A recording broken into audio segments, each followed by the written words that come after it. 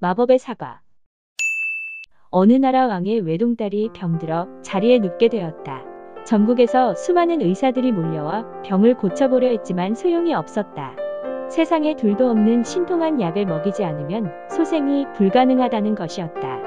고심 끝에 왕은 공주의 병을 고쳐주는 사람을 사위로 삼는 것은 물론 자신의 왕위까지 물려주겠다고 포고령을 내렸다. 궁궐에서 멀리 떨어진 외딴 시골에 삼형제가 살고 있었는데 그들 중 마지가 우연히 망원경으로 그 포고령을 보게 되었다. 형제는 왕의 사정을 딱히 여겨 자신들이 공주의 병을 고쳐보자고 했다. 형제 중 둘째는 마법을 부리는 융단을 가지고 있었고 막내인 셋째는 마법을 쓰는 사과를 가지고 있었다. 마법 융단은 아무리 먼 곳이라도 순식간에 날아갈 수 있었고 사과는 먹기만 하면 어떤 병이든 감쪽같이 낫게 하는 신통력을 지니고 있었다. 삼형제가 마법 융단을 타고 궁궐에 도착해 공주에게 마법의 사과를 먹이자 공주는 기적처럼 자리를 털고 일어났다. 공주의 소생 소식을 들은 백성들이 거리로 쏟아져 나와 기뻐했고 왕은 큰 잔치를 벌인 다음 사위이자 자신의 대를 이을 주인공을 발표하기로 했다. 그런데 공주의 병을 낫게 한 공과를 두고 삼형제의 의견이 갈라졌다. 첫째가 말했다. 만약 내 망원경으로 포고문을 보지 못했다면 우린 공주가 아프다는 사실조차 몰랐을 거다. 그러니 내 공로가 가장 크다. 둘째가 주장했다. 만약 날아다니는 양탄자가 없었다면 우린 여기까지 오지도 못했을걸. 셋째가 말했다. 공주는 내 마법 사과를 먹고 소생했어. 신하와 백성들은 셋의 주장이 모두 옳다고 여겨 섣불리 결론을 내리지 못했다. 그러나 왕은 자신의 왕위를 계승할 사람으로 즉시 셋째를 지목했다. 망원경을 가진 첫째에게는 그 망원경이 그대로 남아있고 둘째 역시 타고 온 융단을 그대로 가지고 있다. 하지만 하나뿐이던 셋째의 사과는 공주가 먹어버려 없어졌지 않은가. 왕은 공주를 위해 자신이 갖고 있던 전부를 준 셋째를 선택했고 신하와 백성들은 또 한 번 왕의 지혜로움에 탐복했다. 다른 사람을 위해 희생하는 것이야말로 진정한 사랑입니다. 다른 사람과 다른 살아있는 모든 것들을 위해 나를 버리는 사랑이야말로 진정한 사랑이고 이런 사랑에서 우리는 복된 삶과 더불어 세상에 나온 보답을 얻으며 세상의 머릿돌이 되는 것입니다. 레오 톨스토이. 범인의 집착.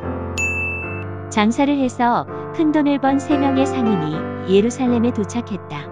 당시에는 은행이 없었기 때문에 상인들은 갖고 있던 돈을 함께 땅에 묻은 다음 안식일 예배에 참석했다. 그런데 3사람 가운데 한 명이 몰래 그 장소를 찾아가 돈을 몽땅 훔쳐가 버렸다.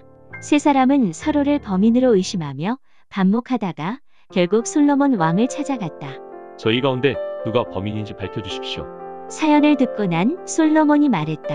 보아하니 그대들 모두 현명해 보이는데 지금 내가 곤란을 겪고 있는 문제에 대해 먼저 도움을 청하노라. 그러고 나서 그대들의 문제를 풀어주겠다. 그러고는 이런 이야기를 들려주었다. 한 젊은 처녀가 어떤 남자와 결혼을 약속했다. 그런데 얼마 후 그 처녀는 또 다른 남자를 만나 사랑에 빠졌고 첫 번째 남자에게 헤어져 달라고 요구했다. 원한다면 위자료도 지불하겠다면서. 하지만 그 남자는 위자료 따위는 필요 없다면서 선선히 그녀의 요구를 들어주었다. 그래서 그녀는 새로운 남자와 결혼할 수 있었다. 그런데 그녀의 남편은 재산이 많은 부자였다. 그 때문인지 운이 나쁘게도 그녀는 몇 달 후 사악한 노인에게 납치를 당했다. 그녀가 납치범 노인에게 말했다. 나는 약혼자에게 일방적으로 파혼을 선언했음에도 그는 위자료 한 푼 요구하지 않고 헤어져 주었습니다. 당신도 그와 똑같은 방식으로 나를 풀어줘야 합니다. 그 말을 들은 납치범 노인은 아무런 요구도 없이 그녀를 풀어주었다. 이야기를 마친 솔로몬이 3 상인에게 물었다. 이야기 속에 3사람이 등장하는데 그들 가운데 누가 제일 칭찬받아야 하는가? 첫 번째 남자가 말했다. 맨 처음 그녀와 약혼을 했지만 파혼을 당하고도 위자료를 원치 않았던 사내가 칭찬받아야 합니다. 그녀의 일방적인 결정을 선선히 따라주면서도 아무런 요구도 하지 않았기 때문이죠. 두 번째 남자는 다른 의견을 내놓았다. 여자가 칭찬을 받아야 한다.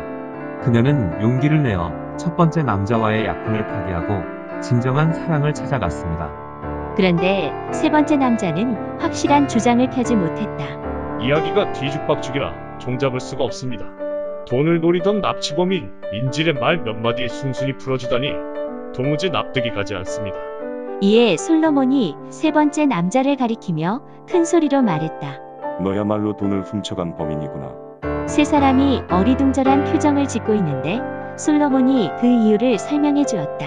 두 명은 애정이라든가 처녀와 약혼자의 인간관계, 그 사이에 긴장된 분위기 같은 것을 알아챘는데 넌 처음부터 돈밖에 생각하고 있지 않았다. 그러니 틀림없이 네가 범인이다. 금전은 바닥이 없는 바다와 같은 것, 양심도 명예도 빠져서 떠오르지 않는다. 벤자민 프랭클린. 복수의 증오. 한 사내가 이웃집 남자를 찾아가 부탁했다. 급히 쓸 일이 있어 그러니 자네 집 칼을 좀 빌려주게나.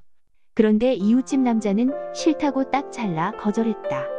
며칠 후 이번에는 이웃집 남자가 사내를 찾아와 부탁했다. 오늘 하루 자네 집 말을 좀 빌렸으면 안 되겠나? 그러자 사내가 말했다. 지난번에 자넨 칼을 빌려주지 않았지만 나는 자네에게 내 말을 빌려주겠네. 이것은 증오다. 우리가 미워하는 사람에게 못된 짓을 하는 것은 마치 우리의 마음속에 가지고 있는 증오에 기름을 붓는 것과 마찬가지다. 반대로 원수를 너그럽게 대하게 되면 우리들 마음속에 응어리져 있는 증오를 깨끗이 씻어내는 결과가 된다. 에릭 호퍼.